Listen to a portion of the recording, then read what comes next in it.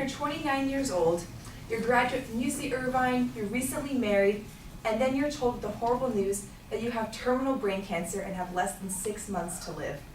And you know that this death is going to be extremely painful, and you know this because you have horrible headaches, you're having seizures so bad that you can't even talk after, and then you're told because that you live in California, you don't have a right to die or to have the physician-assisted suicide.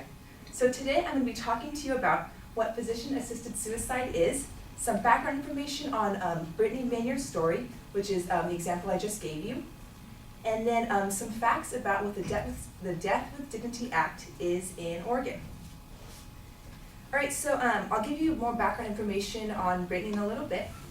But so what physician-assisted suicide is, it started with Dr. Jack Kevorkian. He's also known as Dr. Death. And so what he would do was he would hook you up to a machine, and then it would be into your arm or into your body. And all you had to do was press a button, and then within 5 minutes, you would fall asleep.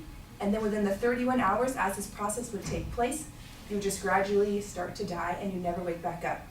And this process was for people who were suffering so much that they couldn't stand the thought of living any longer through their horrible pain. But then this doctor this was seen as unconstitutional by the courts, and he had to serve 8 years in prison for this because he assisted second-degree murder with over 130 patients. And so Bill Clinton signed the Assisted Suicide Funding Restriction Act of 1997, so this stopped all physician-assisted suicide. But then Oregon, which is one of the 5 states now that allow physician-assisted suicide, they call it the Death with Dignity Act, and this is where they have some requirements you have to meet in order to have a physician-assisted suicide. And it's not just having the machine into your arm or your body. You can take a drink, and so the drink that also has in the 5 minutes to 31 hours. So you have to be at least 18 years old. A doctor has to have told you have 6 months or less to live, and you can't be diagnosed with depression because they don't want to use this physician-assisted suicide for people who are depressed. It's more for people who just can't continue suffering for the rest of their life on this earth. And some other qualifications would be, and I got this from uslegal.com, that you have to have 2 doctors approve that you want to have physician-assisted suicide. So that way you can't just coax your way to one doctor. You have to have at least 2 approve this. You have to have a verbal request, a written request, and then when you give the request, you have to wait 15 days before you can actually get the medication, just so you have some time to think it over to make sure you want to go through with this. So now that I've given you some background information, I'm going to give you some facts about what the Death with Dignity Act, like some statistics. And this is from the OC Register. In 2014, of the 155 patients who were suffering that were given the medication, 94 of them went through with it. So not all of them actually do go through with this. And all of them died without any complications. But interestingly enough, since 1997, 6 people have actually regained consciousness. And then eventually within a few days, they do pass away. So the average age is 63 years old, which was why Brittany's story was so unusual, because she was so young. She was only 29. And so she posted a video that went viral, and it started a huge controversy in the media about whether or not she should have the right to die and commit the physician-assisted suicide, which is why she had to go to Oregon to do it, because it's still not legal in California. And males and females are actually equally as likely to want to have this physician-assisted suicide. And 95% of them are white, and then half of them have a bachelor's degree or better. So cancer and ALS are the main causes for the people wanting to have, that's their main sickness they have. And then the 2 reasons are going to be they cannot enjoy their life any longer, or they have a loss of autonomy. And that is where you're completely dependent on somebody else. You can't even do the simple things like feeding yourself or getting out of bed. So they just feel like if they can't do these simple things, then what's the point of even being here? They can't even enjoy their life any longer. But this is such a huge controversial issue, especially with the religious and political perspective. And from the religious perspective, they see it as, since God is the one who put you on this earth, he should be the one to decide when you leave the earth. But I disagree with this because you can be suffering and in so much pain that if you think it's your time to leave, that should be only your decision. It shouldn't have to be the government's decision. And then one of the commandments in the Bible is thou shalt not murder. So they're saying the doctors are murdering these patients. But as is, the facts I gave you earlier, not all of them go through with it. So it's not like the doctors force them to press the button. They're just saying, here's the option, if you want to go through with it. Their doctors aren't the one that's making them, commit their suicide. So I have a quote from Amy Hill, and she's a spokesperson for the Pennsylvania Catholic Conference. And this conference was in Pennsylvania, and they were debating or not whether to have the Death with Dignity Act in their state as well. And she said that assisted suicide, or whatever they call it, is intentionally killing yourself or helping someone else, and that is immoral. Life is worth living at every stage. But how can Amy say this when she isn't the one suffering with this terminal illness? So she has no right to say that their life is worth living at every stage when she isn't there herself and she doesn't know what they're going through.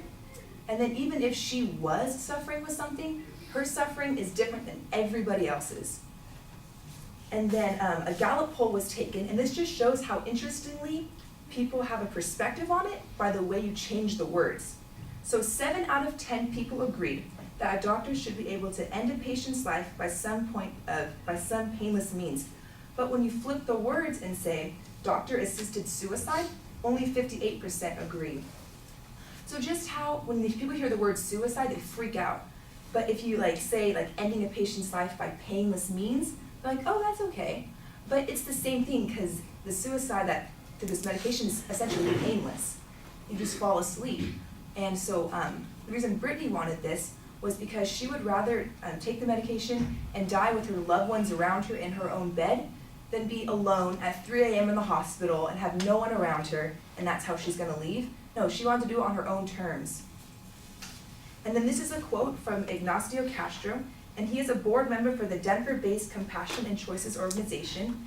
And Brittany was very involved in this organization, trying to get her story out there, to have other people have a right to have this wherever they live, instead of having to move their whole family to Oregon and change their whole life for this. And so he said, in Brittany's case, and in the case of others who are terminally ill, it's about unwillingness to confront the pain and make their exit on their own terms. The loving thing to do is be supportive. And this is super important, because if you know someone, a family or a friend, and they've come to you saying they want to have a physician-assisted suicide, the last thing they're going to want to hear is no, you're wrong, you don't need that, or you shouldn't be doing that, because they've already made up their mind, and they're coming to you with this, and they want you to be accepting with them and be loving, and maybe they even want you there at their last moments. So I think it's super essential that you be there for them, rather than telling them how wrong they are for doing this and how they're just committing suicide because you don't know what they're going through. Every day they wake up suffering and in pain, and you're telling them that they have to keep doing that until they die off from this pain. So in conclusion, I have wrapped up Brittany's story, and she did end up, committing her suicide on the date that she planned in Oregon. And so I've given you her story, some background information on what physician-assisted suicide is, and then some facts about the Death with Dignity Act in Oregon. And so I hope that if this comes to California and we have the chance to vote on whether or not California should be legal to have physician-assisted suicide, that all of you would vote yes.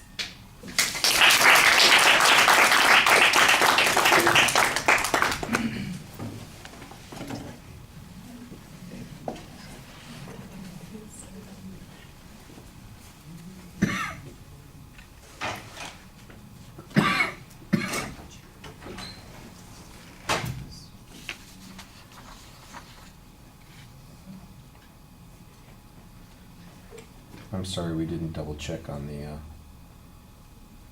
people who are supposed to do the evaluations.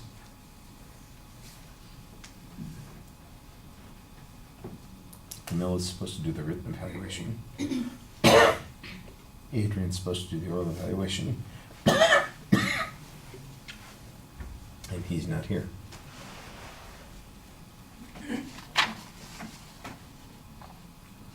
Let's see.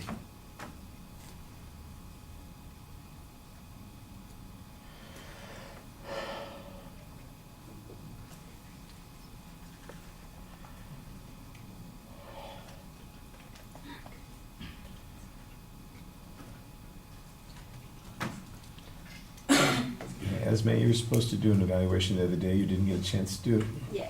Maybe you could offer a few comments here.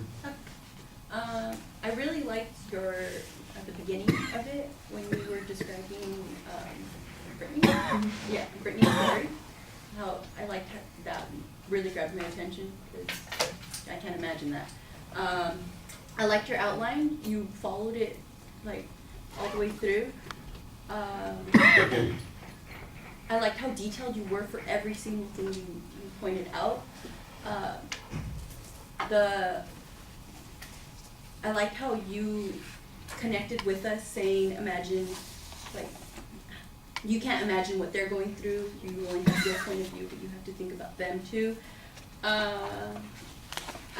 You had really good eye contact, your voice was good, and I liked your ending, how you said, you ended off with how Brittany, she did go through her suicide in Oregon, and that we should vote for yes on it.